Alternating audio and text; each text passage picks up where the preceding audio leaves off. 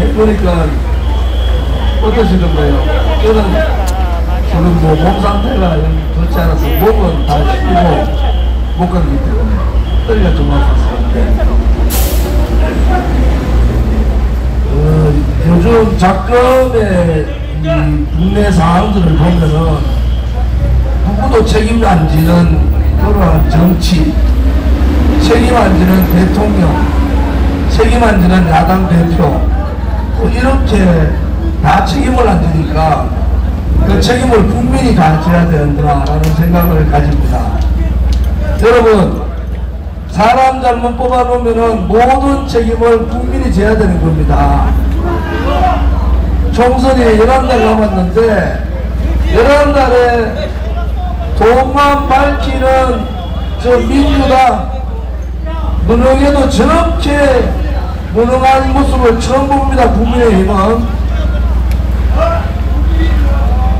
제가 국민의힘이나 민주당 국회의원들 대부분이 다 후배일 텐데 돈을 맡기면 돈 벌러 가고 국민을 위해서 일을 하려면 정치를 해라. 돈도 맡기고 일도 안 하는 그러한 국회의원은 필요 없는 거 아니냐 이렇게 봅니다. 제가 12년 국회의원 하는 동안에 상상을 못하는 일들이 지금 벌어지고 있어요. 3대 개혁이라고 많이 얘기합니다. 그 개혁의 핵심은 노동개혁입니다. 노동개혁, 연금개혁, 교육개혁, 개혁 세 가지가 가장 다 중요한데 그 개혁을 주체적으로 해야 될 사람들이 정치인입니다. 국회의원. 그런데 그 국회의원들이 국민의힘이나 더불어민주당이나 대부분 다 개혁 대상자라는 겁니다. 저는 이렇게 썩어도 이렇게 썩은 정치인들 처음 봤습니다. 이렇게 무능한 용기도 없는 이러한 무능한 정당도 처음 봅니다. 국민의힘이나 더불어민주당이나 똑같아요. 예를 들어서 다음 총선에 국민의힘이 한 130석 얻고 우리 공화당이 20석 얻어가지고 있으면은 우리가 좌파입니까 우파입니까? 국민의힘보다는 더 우파잖아요. 대한민국 자유민주주의 체제를 용기를 가지고 문재인 정권하고 5년간 싸운 게 우리 공화당 아닙니까? 그러면은 국민의힘이 저렇게 무능하게 저것끼리 반윤리적으로 초등학교 중학교에나 있는 왕따 나경원이라는 사람 왕따 시켜버리고 이런 정당 이런 정치가 어디 있습니까? 그것도 윤석열 대통령실 중심으로 했다는 게 말이 안 된다는 거예요. 그러면은 윤석열 대통령은 대통령 될 자격이 없는 거야. 부끄럽지 않아요? 뭐 김기현 시켜놓으면은 저하고 친구지만은 잘할 것 같았어요. 김기현 가지고 이 여소야대 정부 개혁과제 부정부패 문제 이재명 또 문재인 좌파 독재 정권이 싸질러 놓은 포퓰리즘 정책 소득주도 성장 삼고 문제 할 수 있다고 생각해가지고 김기현을 당대표로 뽑은 겁니까?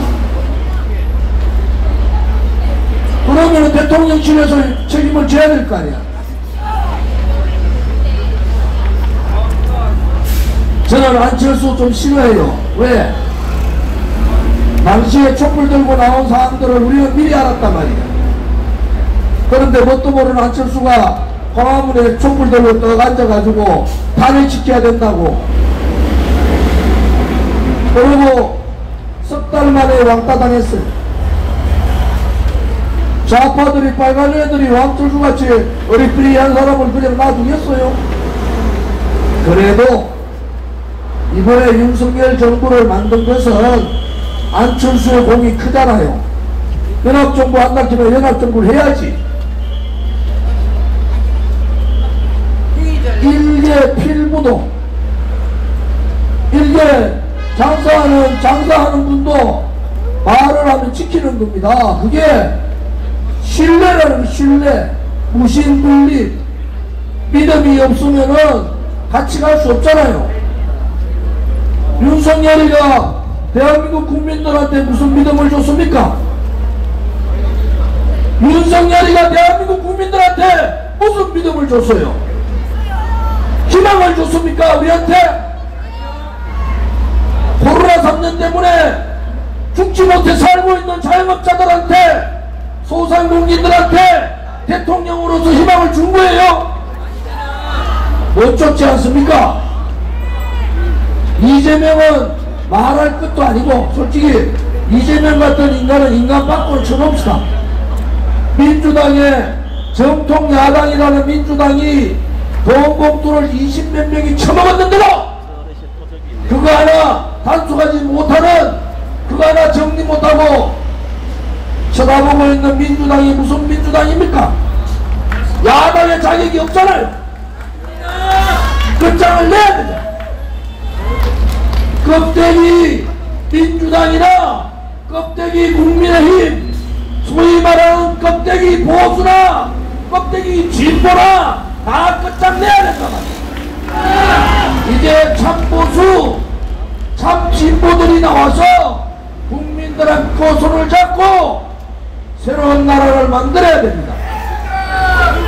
이만큼 속았으면 됐어요. 2016년 그 겨울부터 내부람쭉 멋지 않는 박근혜 대통령을 탄핵몰이로 촛불 들고 불법 거짓 선동 조작 업무로 감옥 보내가지고 5년간 살고 나오게 했으면 됐습니다. 이제 다시 한 번 더 속으면요 대한민국이 망하는 거예요. 여러분이 망하는 게 아니라 대한민국이 망한다는 겁니다. 우리가 정신 차려야 됩니다. 그나마 불의의 세력 보고 불의라 얘기하고 거짓을 보고 거짓이라 얘기할 수 있는 용기 있고 깨끗하고 당당한 그러한 정당, 그러한 정치인들이 이제 나와야 되지 않겠습니까 여러분? 11달 있다가 파란색만 끄집어내면 다 찍어주고 빨간색 끄집어내면 다 찍어주고 한 달도 안 돼가지고 내가 잘못했다 이런 후회하시면 안 된단 말이야. 이번에는 여러분의 표가 여러분의 아들, 딸이나 손자, 손주들한테 영향을 미친다는 것을 제발 좀 알아야 되지 않겠습니까 여러분? 이제 유권자분들, 국민들께서 정신 차립시다. 정신 차려야 됩니다.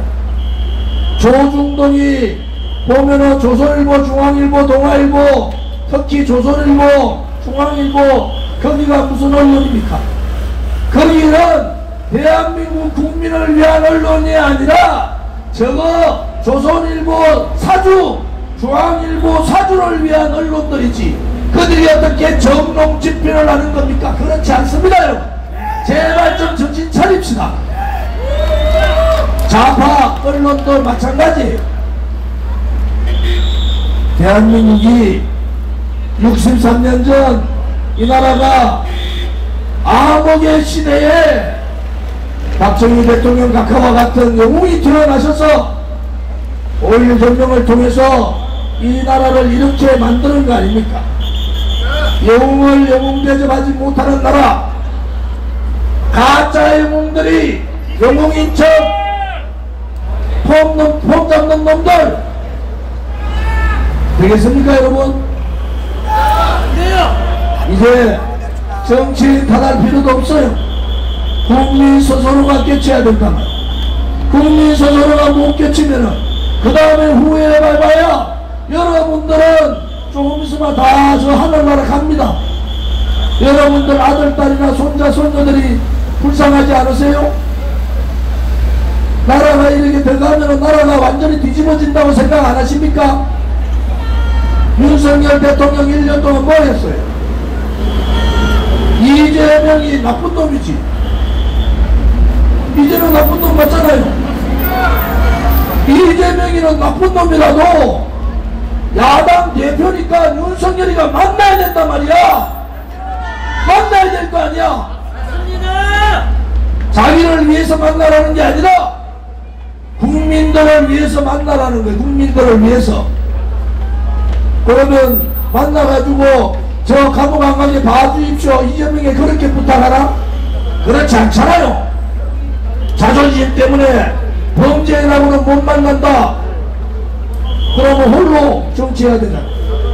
제발 집권 2년 차에는 이재명도 만나고 국민만 바라보고 협치 제발 좀 하세요. 김건희 여사하고 집에서만 소통하지 말고 국민들하고 좀 소통하란 말이야. 국민들 아픈 것을 제발 찾아다니면서 좀 찾아보세요. 코로나 끝나고 자영업자가 소상공인들이 어려운 약자 국민들이 살고 싶어서 사는 게 아닙니다. 어쩔 수 없이 사는 거예요. 그래도 정권 바꿨으면 1년 동안 국민들한테 약자 어려운 국민들한테 희망을 줘야 될 거 아니야. 윤석열 2년은 좀 잘 되겠지라는 희망을 줬으면 좋겠단 말이에요. 저는 윤석열 대통령 정부가 잘 되기를 바라는 사람이에요. 그런데 이렇게 가면 잘 못됩니다. 결국 그 피해는 누가 보느냐? 이재명이 보는 게 아니고 더불어민주당이 보는 게 아니고 윤석열이 보는 게 아니고 국민의힘이 보는 게 아니에요. 우리 국민 여러분 자신이 그 피해를 보기 때문에 우리 공화당은 국민이 뭐라 소리해도 우리의 길을 갑니다. 진실과 정의가 승리하는 그날, 대한민국이 대한민국다운 나라가 되는 그날, 자유를 자유롭게 얘기하고 권력을 가진 자가 권력에 기속되지 않고 국민이 주인되는 그러한 나라, 그러한 나라를 위해서 우리는 이렇게 모여서 오늘도 투쟁을 하는 겁니다. 제가 감기 때문에 제 목소리를 들려드려야 되는데 그런데 코로나는 아닙니다. 어제도 검사하고 오늘도 검사했습니다. 걱정하지 마시고 다들 일어나시죠.